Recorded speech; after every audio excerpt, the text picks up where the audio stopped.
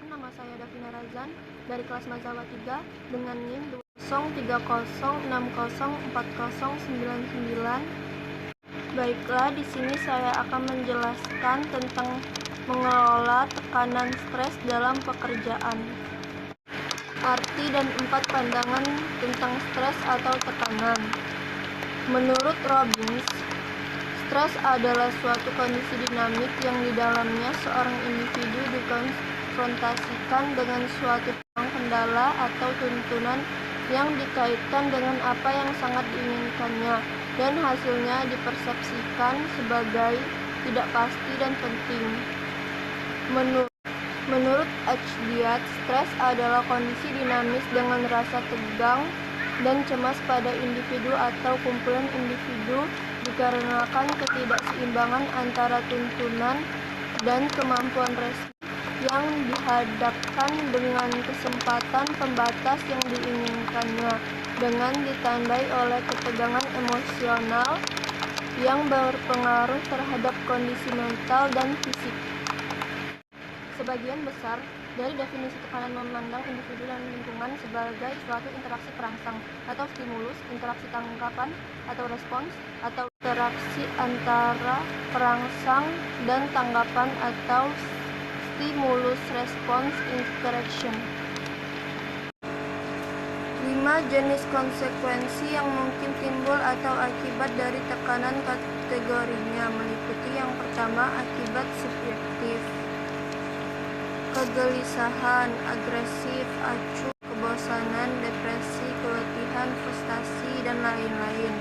Yang kedua, akibat perilaku, kecenderungan mendapat kecelakaan, alkohol, penyalahgunaan obat-obatan, emosi yang tiba-tiba meledak, makan berlebihan, dan lain-lain. Yang ketiga, ada akibat kognitif, ketidakmampuan mengambil keputusan yang jelas, konsentrasi yang buruk. Yang keempat, ada akibat fisiologis, meningkat kadar gula, meningkatnya denyut jantung dan tekanan darah, dan lain-lain. Yang kelima,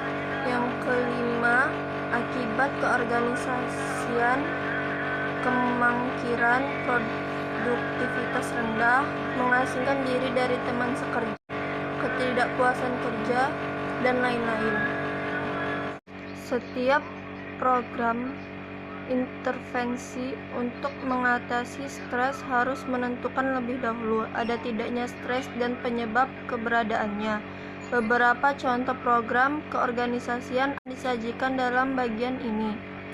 Yang pertama, ada analisis peranan dan kejelasannya. Telah dikemukakan bahwa jika stres berlebihan muncul dalam suatu peranan, manajemen dapat mempersai tanggapan yang adaptif.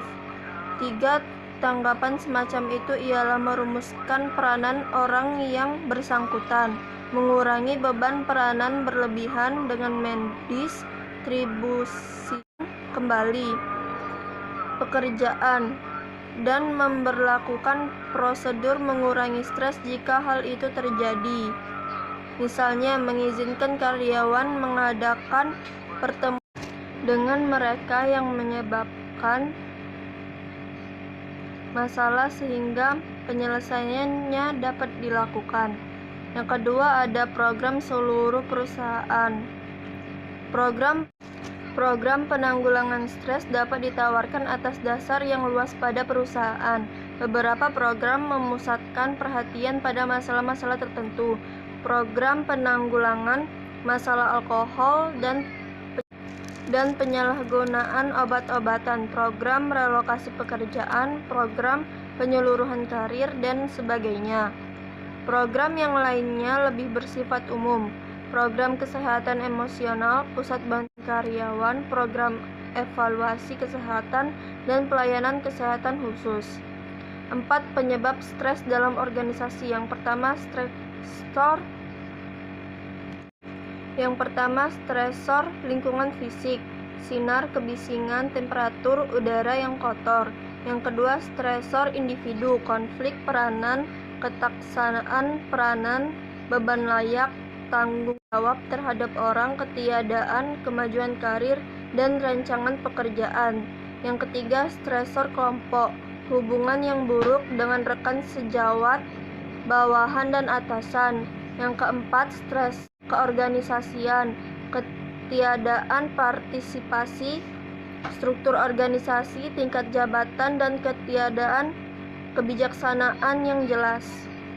Itu saja yang dapat saya sampaikan, lebih kurangnya saya mohon maaf. Wabillahi taufiq wal hidayah. Wassalamualaikum warahmatullahi wabarakatuh.